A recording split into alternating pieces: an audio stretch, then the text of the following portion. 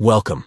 In today's video, I'll show you how to delete your Instagram profile photo in just a few easy steps. Whether you want to update your profile picture or simply remove it, this guide will help you do it effortlessly. Let's jump right in. Step 1. Open the Instagram app on your Android device.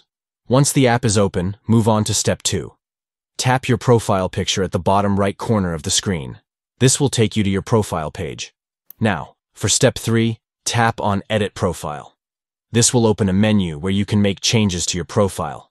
In Step 4, tap on Edit Picture or Avatar at the top of the screen. Step 5 is simple. Tap on Remove Current Profile Picture. This will remove your existing profile photo, but don't worry, you can still upload a new one or choose a different image. Finally, Step 6. Select a new photo from your gallery and tap Next at the top of the screen to complete the update. That's it. You've successfully deleted or changed your Instagram profile photo. If you found this helpful, don't forget to like and subscribe for more tips and tricks.